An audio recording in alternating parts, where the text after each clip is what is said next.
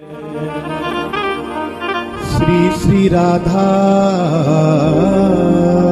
श्याम सुंदर देव की जय। नृसिंहपुर के निकटवर्ती स्थान बलिया का जमींदार उद्दंड भुइयां अपने नाम के अनुरूप ही अत्यंत उद्दंड प्रकृति का आदमी था।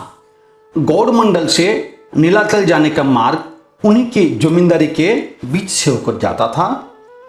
इस पथ से जो भी गुजरता था उद्दंड भुइयां उसकी हत्या करके सर्वस्व हरण कर लेता था।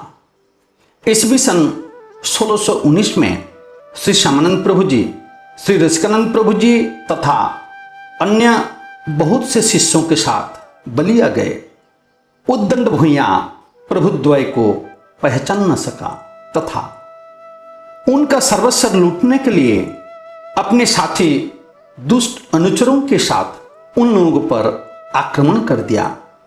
किंतु यह क्या, जिन लोगों का वध करने के लिए उद्दंड भुइयां के अनुचर श्री श्यामानंद प्रभु, श्री रसिकानंद प्रभु एवं अन्य वैष्णवों पर बाण चला रहे थे, वे बाण उन लोगों को वध न करते हुए स्वतः वापिस लौटकर बाण चलाने वालों को ही विद्ध करने लगे। इस चमत्कार से महान भय को प्राप्त होकर उद्दंड भुइयां ने श्री श्यामानंद प्रभु जी के चरणों का आश्रय ग्रहण कर लिया। अदोषदर्शी श्री श्यामानंद प्रभु जी ने उद्दंड भुइयां पर ऐसी कृपा की कि जीव हिंसक दुराचारी उद्दंड भुइयां परम वैष्णव बन गया। उद्दंड भुइयां के अनुरोध करने पर एक कमरे में रखी हुई वैष्णवों से लूटी गई गुदड़ियों की गणना की गई। गुदड़ियों की संख्या 718 निकली।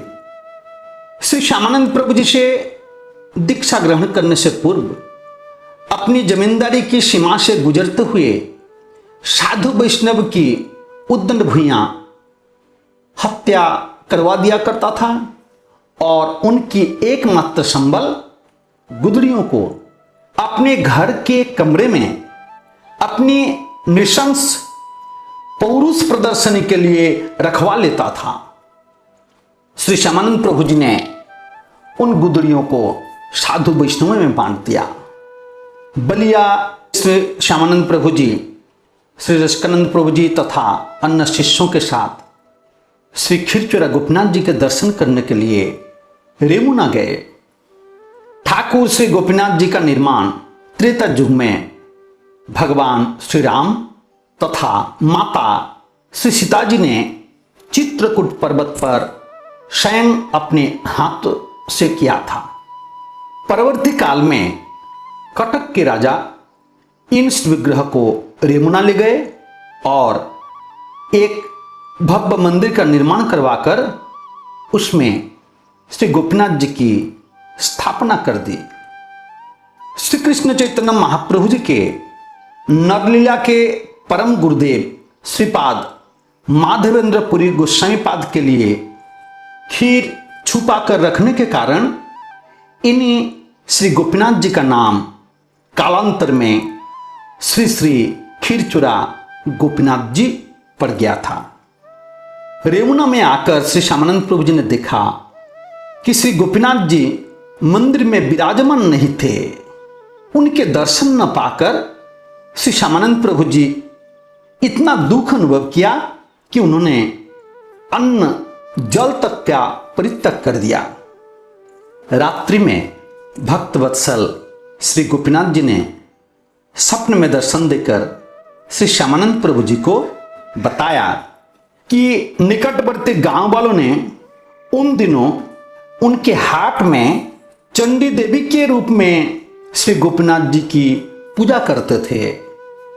दूसरे दिन सवेरे ही श्री श्यामानंद प्रभु जी कुछ ग्रामवासियों को साथ लेकर जब हाट में गए तो वहां उन्होंने देखा कि कुछ ग्रामवासी सिंदूर से पुते हुए एक पत्थर की चंडी देवी समझकर पूजा कर रहे थे।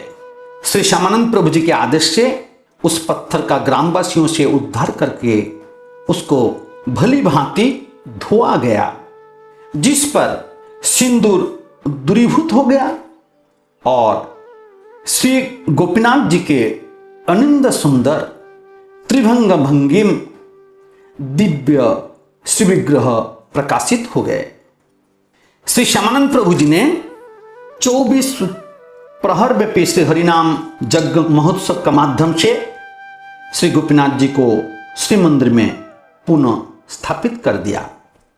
रेमुना में इस समय जवन शाह जी आकर श्री श्यामानंद प्रभु जी के चरणों का आश्रय ग्रहण किया। श्री श्यामानंद प्रभु जी सप्तसरा, रामचंडी, ब्रज सरोवर तथा गर्गेश्वर महादेव आदि के दर्शन करके श्रीमद् भागवत के टीकाकार श्रीधर स्वामीपाद के जन्मस्थली दर्शन करने के लिए उनके जन्म स्थान गए। श्रीधर स्वामीपाद के जन्मस्थली का दर्शन करके श्री श्यामानंद प्रभु जी गौरदांड आ गए। वहां पर उन्होंने उच्च स्वर से अकस्मात 3 बार बलदेव बलदेव बलदेव शब्द का उच्चारण किया। बलदेव बलदेव बलदेव कहते हुए श्री श्यामानंद प्रभु जी किसे पुकार रहे थे, इस बात का उस समय कोई भी समझ नहीं सका था। लेकिन श्री श्यामानंद प्रभु जी के इसी आह्वान पर ही रेमुना के निकटवर्ती अठांतर गांव में ईस्वी सन 1678 की अग्रहायण शुक्ला प्रतिपदा तिथि को गौड़ीय वेदांत भाष्यकार, गौड़ीय संप्रदाय के त्राणकर्ता श्री श्यामानंद वैष्णव चूड़ामणि गौड़ीय संप्रदाय को पंचम संप्रदाय के रूप में विश्व वैष्णव जगत में स्थापनकारी श्रील बलदेव विद्याभूषण प्रभुपाद जी का आविर्भाव हुआ था। रेमुना में श्री खीरचोरा गोपीनाथ जी की शिवा पूजा पुनः प्रकाशित करके श्री श्यामानंद प्रभु जी ने श्री रसिकानंद प्रभु जी के साथ नीलगिरी, बड़ग्राम तथा भद्रक होकर श्री साक्षी गोपाल जी के दर्शन किए। वह समय रथ यात्रा का था। पुरी में श्री जगन्नाथ जी के रथ के दर्शन करने के लिए प्रबुद्ध भक्तगणों के साथ द्रुत गति से साक्षी गोपाल से आगे बढ़े, मगर संध्या उतर आने पर वे पुरी न पहुंच सके और पुरी के पंचकोशी के अंदर एक स्थान पर रात्रि जापन के लिए ठहर गए। दूसरे दिन सवेरे नित्य कर्म संपन्न करके ये सभी तीव्र गति से श्री जगन्नाथ जी के रथ यात्रा दर्शन करने के लिए पुरी की ओर दौड़ने लगे। पुरी में उस समय शंख, भेरी, दुंदुभी आदि वाद्य यंत्रों के साथ समारोह पूर्वक श्री बलराम जी का ताल ध्वज रथ तथा श्री सुभद्रा जी का देवदलन रथ गुंडिचा की ओर चले गए, किंतु श्री जगन्नाथ जी का नंदी घोष रथ अचल होकर एक ही स्थान पर खड़ा रह गया। हजारों भक्त तथा पुरी के महाराजा के बलवान हाथियों के झुंड एक साथ मिलकर भी जब उस रथ को नहीं खींच पाए, तब पुरी के महाराजा गजपति पुरुषोत्तम देव अत्यंत हताश हो गए। उस समय मुदिरथ को श्री जगन्नाथ जी का आदेश हुआ कि उनके प्रिय श्री श्यामानंद प्रभु जी तथा श्री रसिकानंद प्रभु जी 18 नाला तक आ गए थे। उनके पुरी पहुंचने पर ही जगन्नाथ जी का रथ आगे बढ़ेगा। तब महाराजा अपने सभी अमात्यगणों को साथ लेकर शीघ्रतापूर्वक 18 नाला की ओर गए। रास्ते में प्रबुद्धों का प्रणाम करके उनका स्वागत करके गजपति पुरुषोत्तम देव उन लोगों को पुरी ले आए। श्री श्यामानंद प्रभु जी ने तुमुल संकीर्त ध्वनि के बीच रथ की परिक्रमा करके श्री रसिकानंद प्रभु जी को रथ को धक्का लगाने के लिए आदेश दिया। श्री रसिकानंद प्रभु जी ने रथ की परिक्रमा करके रथ को धक्का लगाने के लिए ज्यों ही रथ का अपने माथे से स्पर्श किया, सभी उपस्थित लोगों को चकित करते हुए जगन्नाथ जी के रथ ने चलना प्रारंभ कर दिया और घड़ घड़ शब्द करते हुए अविलंब श्री गुंडीचा मंदिर जा पहुंचा। विस्मय से अभिभूत महाराजा गजपति श्री पुरुषोत्तम देव ने श्री श्यामानंद प्रभु जी को नीलाचल में स्थायी रूप से निवास करने के लिए बहुत अनुरोध किया और श्री जगन्नाथ जी के फूल बगीचा में एक अति उत्तम निर्जन स्थान कुंज मठ भेंट किया। श्री श्यामानंद प्रभु जी ने वहां पर कुछ दिन अवस्थान करके एक विशाल महोत्सव भी संपादन किया। श्री कृष्ण चैतन्य महाप्रभु जी ने संन्यास ग्रहण करने के पश्चात नीलाचल में आगमन करके इसी एकांत निर्जन स्थान कुंज मठ में कुछ दिन निवास किया था। इसी स्थान पर श्रील सार्वभौम भट्टाचार्य के साथ उनकी नित्य शास्त्र चर्चा होती थी एवं श्रील सार्वभौम को इसी कुंज मठ में ही उन्होंने अपने षडभुज स्वरूप का दर्शन कराया था। परवर्ती काल में चैतन्य महाप्रभु जब कुंज मठ से दाक्षिणात्य में गए उस समय उनके लिए गंभीरा निर्माण किया गया और श्रीमन महाप्रभु दाक्षिणात्य से लौटकर गंभीरा में निवास करने लगे थे। नीलाचल से श्री राजगोविंदपुर तथा रेमुना होते हुए श्री श्यामानंद प्रभु जी, श्री रसिकानंद प्रभु जी आदि शिष्यों के साथ राजघाट आ गए।